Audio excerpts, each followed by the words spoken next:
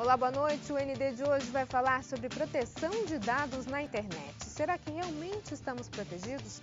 Quem tem acesso aos nossos dados? O que pode acontecer com uma foto que você posta na internet?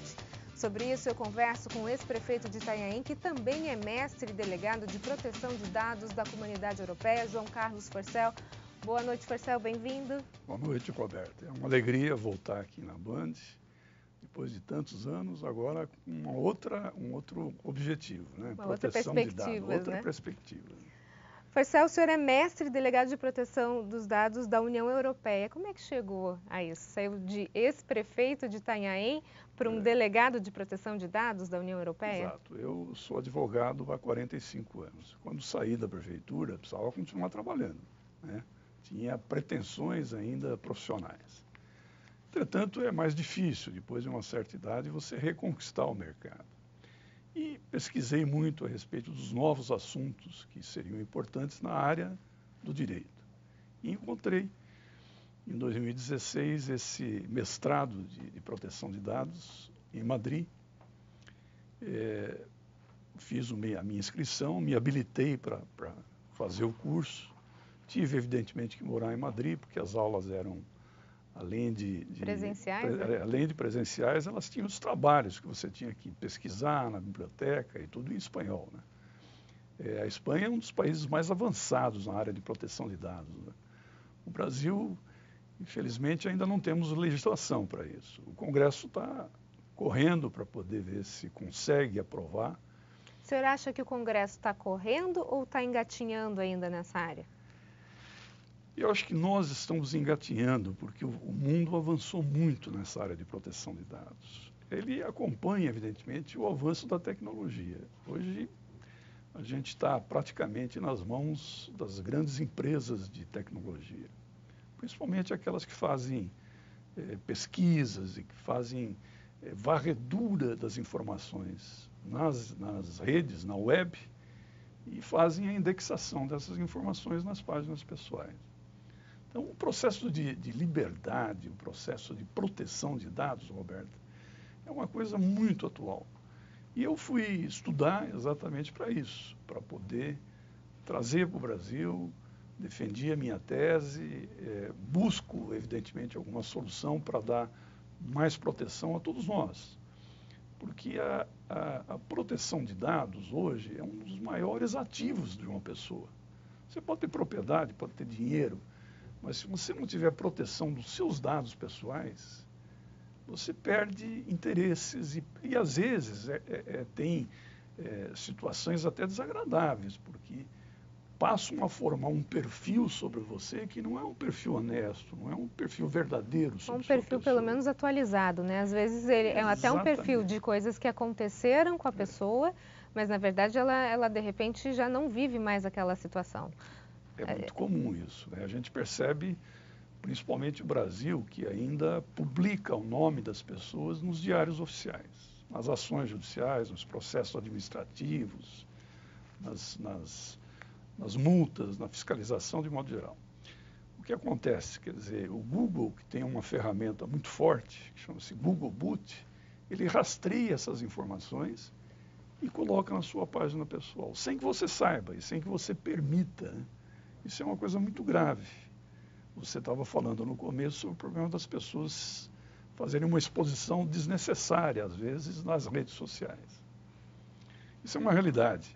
Embora você que está nos assistindo, tudo que você coloca na internet, coloca na rede social, se foi através de você mesmo, você tem o domínio dessa desindexação, embora você não saiba. Tem uma ferramenta que chama-se Google Robot.txt, que você consegue desindexar e também retirar daquela página essa eventual postagem que você fez. Algo que eu mesmo postei. Que você mesmo fez. Agora, se o senhor fizer uma postagem a meu respeito, eu não tenho domínio sobre isso. Não tem. Infelizmente não tem. Terceiras pessoas, imprensa de modo geral, todas as notícias, tudo que se passa dentro da web, que é feito por um terceiro, isso indexa na sua página e você não consegue retirar, seja ela verdade ou seja mentira. Então, tira a proteção do cidadão humano, né? Nós somos pessoas humanas. Nós não estamos aqui para degladiar, para brigar entre nós e para desprotegermos. Isso tudo nasceu exatamente, não só na Declaração Universal dos Direitos Humanos, mas também nos direitos americanos, que em Bogotá, em 1948, ficou muito bem definido, que todo o ser humano tem direito a proteger a sua honra, a sua tradição, a sua família, enfim, tem direito à sua privacidade. Agora, nessa questão de privacidade, será que o brasileiro, em especial, ele tem essa noção? Às vezes a própria pessoa ela não se expõe muito, talvez em redes sociais, e ela não tem nem noção do risco que ela pode estar correndo, ou expondo, de repente, os filhos, a família. É um livro aberto, né? Isso é um livro aberto. Aliás, a internet é um instrumento excelente, né, para atualização, para você desenvolver um trabalho profissional. Eu sou muito favorável, evidentemente, a esse crescimento tecnológico. Mas, evidentemente, você tem que ter o controle. Se nós, seres humanos, não tivermos controle sobre as máquinas, é aquele ditado, né? As máquinas aprendendo e nós desaprendendo, né? Nós estamos se sujeitando cada vez mais a ficarmos dependentes das máquinas. Isso é um pouco perigoso, né? Principalmente na biotecnologia. Quer dizer, hoje você fala em reprodução humana, né? Sim. Lá na Inglaterra já se produz óvulos femininos disponíveis para fertilização dentro do laboratório. Steve Hawking, que faleceu recentemente, ele dizia isso, né? O perigo do ser humano é a inteligência artificial dominar os seres humanos. Porque até certo ponto é uma concorrência desleal, né? Você pega uma pessoa rica, milionária, produz um filho no laboratório com uma super inteligência, com uma habilidade fantástica, bonito, ele vai ter uma supremacia sobre os demais, né? E acaba isso tornando uma própria escravidão da humanidade. Isso lá na não é uma coisa frente natural. acaba gerando grandes problemas que hoje não se pensa nisso, né? Lógico. Hoje o que acontece na própria biotecnologia, tem gente que tem muito dinheiro que compra um transplante, compra um determinado órgão, em detrimento, às vezes, de uma pessoa mais humilde que precisa mais. Então, essa ética na biotecnologia é na proteção de dados também. No próximo bloco, a gente continua a falar sobre proteção de dados. Nós voltamos em instantes. Até já. O ND está de volta e o nosso assunto de hoje é proteção de dados e a gente conversa com João Carlos Forcel. Forcel, a gente está falando sobre essa questão da inteligência artificial, o que isso tem mudado e tem mudado muito, né? A sociedade, o modo de pensar, a gente já tem perdido muitos empregos para as máquinas nos últimos anos e eu acho que essa é a tendência dos próximos 10, 15 anos. Daqui a pouco a gente vai ter a extinção de várias profissões dando lugar às máquinas, né? Essa é uma consequência do avanço tecnológico. Então, é preciso muito cuidado, é preciso muito equilíbrio, né? O mestrado que eu fiz, ele é de proteção de dados, acesso e transparência da informação. Porque você não pode também proibir a informação, você não pode... Como faz a imprensa, retroceder, então, né? Não tem isso. Eu acho que a liberdade da imprensa é uma coisa constitucional, né? É um direito fundamental também. Entretanto, precisa ter um equilíbrio. Até onde vai a informação e até onde você deve proteger o dado de uma pessoa, os dados de uma pessoa. Porque as pessoas não percebem hoje, mas as consequências de você ter os seus dados explorados, veja a questão dos spams, né? Quantos spams, quantos e-mails a gente recebe por dia que não tem nada a ver com a nossa vida. Isso o que é? Nada mais é do que uma desproteção dos seus dados pessoais. Coisa que na Europa hoje não acontece. Você não pode indexar nada na vida de uma pessoa, que é a sua privacidade, a sua dignidade, evidentemente a sua liberdade. Você não pode fazer nada se você não tiver concordância. A legislação no Brasil, que é a proposta no Congresso, até fala a respeito disso, acentua esse aspecto. É preciso que para você trabalhe com os dados pessoais de alguém, você indexe, desindexe, aumente ou não, porque tudo interfere na sua vida, Roberta. Sim. Pode ser financeira, você vai fazer um financiamento no banco, o banco vai ver lá, o senhor já teve processo de execução, já foi despejado, então não consegue Você alugar. conseguir um aluguel de um imóvel já é uma já loucura, é uma né? dificuldade. Então, uma pessoa que foi despejada 10 anos atrás, por exemplo, depois pagou, ela estava desempregada, pagou os aluguéis, não deve mais nada, mas aquilo continua na ficha dela. Quer dizer, É o uma coisa Google ele injusta. não esquece. Não, o Google não esquece. Né? Quer dizer, as pessoas podem até te perdoar, mas o Google não. A legislação forte na Europa, que baseia, que lastreia muito essa proteção de dados, é a lei do esquecimento. É preciso que se esqueça determinadas situações, porque nós somos humanos, nós precisamos continuar vivendo. Errar é humano, é uma situação que todo mundo diz. Né? Gandhi já dizia que não existe plena liberdade se não existir a liberdade de cometer erros. Nós somos humanos, por isso cometemos erros. Nós não podemos ser substituídos pelas máquinas que não cometem erros, aparentemente. Isso não é correto. O erro vem de sentimento, vem de necessidade, vem de circunstância.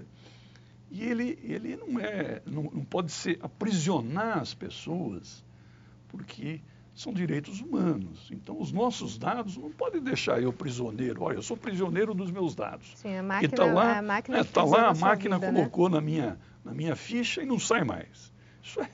Isso é desumano, não é um critério de humanidade. Agora, né? na Europa, já foi votada, existe essa regra e vários itens, né, que no Brasil ainda não, é isso? Esse que é o problema. Essa é a grande... A Europa foi aprovada em 2016, por isso que me chamou a atenção de fazer o mestrado. Agora, dia 25 de maio, esse último maio de 2018, passou a valer o RGDPR, que eles chamam, né? O Regulamento Geral de Proteção de Dados, ou o General Protection Data Regulation. Mas o que é isso, essa regulação de dados? É exatamente pela segurança dos dados. Eu estava contando para você que na Europa, por exemplo, aqui se faz a leitura da ISIS, né, às vezes como senha de entrada. Na Europa, você só pode fazer a leitura da ISIS se for em branco e preto. Não pode fazer em colorido.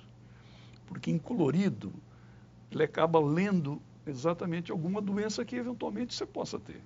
Ou seja, então, isso desprotege os seus dados pessoais. Quer dizer, eu ter uma doença é um problema meu, é um dado pessoal meu. Né?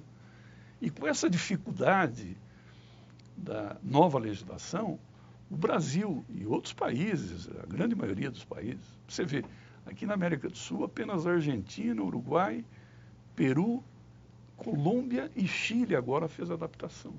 Estão aptos a fazer transferência de dados internacionais. Isso quer dizer, Roberta, eventualmente você tem uma doença e você tem que fazer um tratamento num hospital na Europa, que só tem um tratamento lá. O seu hospital não vai conseguir transferir as suas informações, o seu prontuário, o relacionamento médico para a Europa. Eles não aceitam. Porque não é confiável? Porque não é seguro. Quem sabe? Porque como é que o hospital da Europa vai se responsabilizar por um dado que não está protegido por uma legislação, por uma agência que regule isso, que fiscalize isso, que faça multas pesadas? O Brasil, mais ou menos, está acompanhando uma legislação, as multas da União Europeia. É 4% do faturamento, imagine isso, das grandes empresas, até 50 milhões de reais. Na Europa, a Alemanha fala em 100 milhões de euros. Para, evidentemente, dados errados, né, esse fake news, né, que tanto se fala hoje. Nossa, agora, então, em época de eleições, né, muito comum. Então, isso atinge o cidadão. Quer dizer, eu sou um cidadão, pai de família, sou avô, fui fazer mestrado para ver se eu consigo transmitir isso, para ajudar o Brasil a desenvolver essa legislação. Escrevi um livro sobre isso, vou editar agora. Quer dizer, me esforcei, depois de 70 anos de idade, você imagine, né? Vovô vai estudar, né? Vai fazer mestrado. Mas é um orgulho para mim, eu me sinto ainda com vontade, né?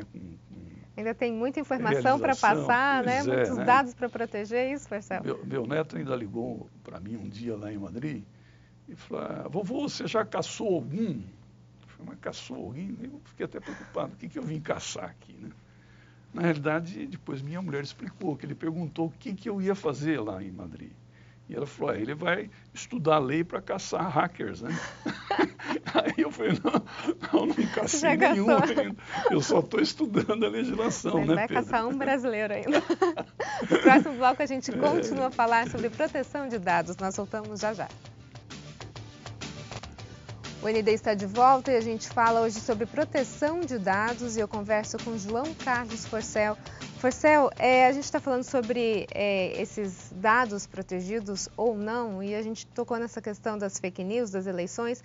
Se falando agora nesse momento de eleição, os dados das urnas eletrônicas são dados confiáveis e seguros? Bom, todos nós acreditamos que sim, né? O Brasil é um dos países mais avançados nessa tecnologia de votos eletrônicos. Até hoje, nós já tivemos várias eleições, se falou muito em fraude, né? Mas nunca ninguém fez uma comprovação. Olha, comprovou-se que existia uma fraude, que houve uma alteração. Isso não existiu.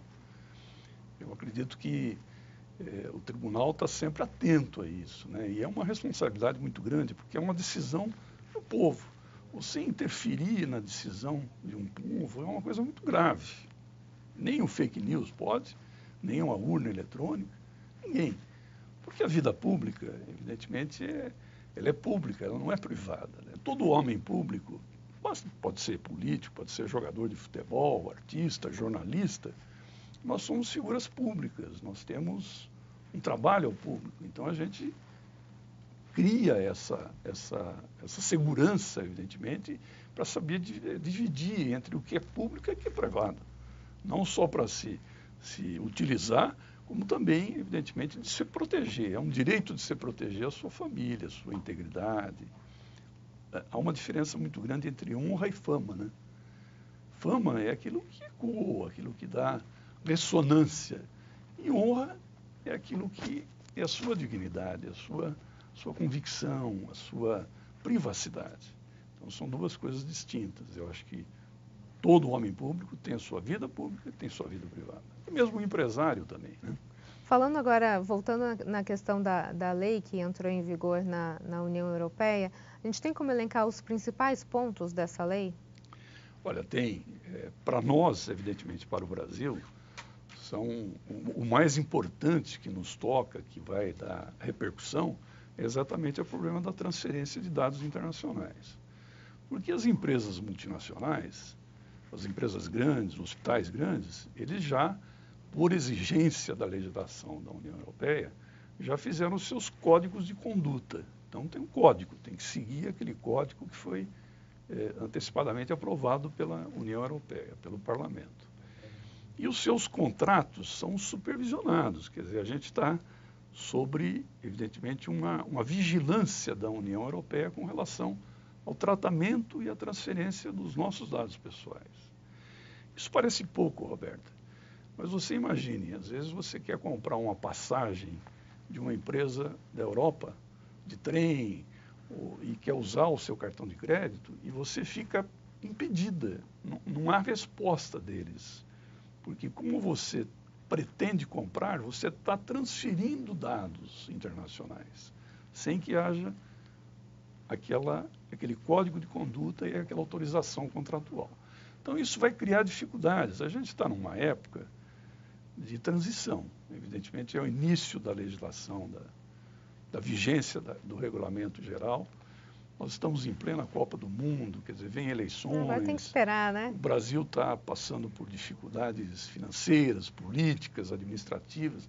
Se não fizer uma reforma fiscal no país, quer dizer, mudar o sistema tributário, essa sonegação, porque a gente falou muito em corrupção, mas a sonegação é tão grave quanto a corrupção.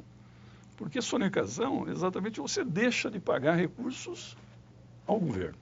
É que a corrupção ela não está numa esfera só, né? A gente até fala de corrupção no meio político, mas na verdade a corrupção ela nasce nas famílias, nas casas, né? Em pequenas ações, às vezes, que a gente opta pela mentira ao invés da verdade, ou que quer tirar vantagem de alguma coisa, né? Então, eu acho que, na verdade, para se falar em retirada de corrupção da sociedade, a gente tem que falar lá na base, na família. Começar lá, né? Começar lá. Educação, né? Falando em educação, eu fiquei muito feliz outro dia, eu não sei se eu posso contar isso, mas há uns 2 meses atrás saiu uma rede de jornalismo grande, muito forte, não sei se eu posso falar o nome aqui, né? Não sei se seria ético, mas de qualquer forma, fui muito feliz, porque eles fizeram uma pesquisa e uma reportagem mostrando que Itanhaém é a primeira cidade do Brasil em evolução na educação de 2005 a 2015. Primeira cidade em evolução na educação e primeira cidade em desenvolvimento do IDEB, que é Índice de Desenvolvimento de Educação Básica. E essa reportagem fala de escolas públicas, né? Isso que é importante. Só escolas públicas. Exatamente. Então isso é importante, porque nós assumimos em 2005, evidentemente deixamos em 2012, o meu sucessor, Marco Aurélio, está indo muito bem, continuou, né, aplicando os nossos índices, mas isso é um orgulho para Itanhaém, porque, na verdade, nós investimos onde tínhamos que investir, na educação, na habitação, né? Isso falando um pouquinho de política, mas não é o caso aqui. Aqui nós estamos falando de proteção de dados. Então, eu percebo, Roberta, que a proteção de dados, ela vai ter que se firmar rapidamente, porque senão nós vamos ter problemas com a União Europeia e graves. E esse é um ponto, a gente está no finalzinho do programa, Forcel, mas eu acho que é importante a gente explicar para os telespectadores, a gente está falando de algo da União Europeia, mas que reflete diretamente no Brasil, né? A gente está falando de dados também de Facebook, né, que são usados lá, são usados aqui, o WhatsApp, enfim, tudo na verdade, né? A gente teve alguns escândalos recentemente em relação a isso. Quer dizer, é um assunto que precisa ser discutido rapidamente no nosso país, porque senão, no mundo globalizado, o Brasil está descartado. Sem dúvida. O Brasil já está descartado. Nós já somos hoje impedidos de fazer transferência de dados internacionais, o que é muito grave. Até porque não tem segurança, né? A União Europeia não se sente segura em receber dados. Imagina, a Colômbia, que é nosso vizinho, fez um decreto recentemente, há 3 meses atrás, declarando quais são os países que ela vai transferir dados internacionais e vai receber. São 30 e poucos países, excluindo o Brasil. A Colômbia está excluindo o Brasil na transferência de dados internacionais, porque nós não temos legislação que proteja. Não é bom a gente correr, que dê né? segurança. Você imagina isso. Ok, Forcel, muito obrigada pelas suas informações. Então, às ordens, muito obrigado a você por essa entrevista. Notícias em Debate fica por aqui. Uma ótima noite para você. Até mais.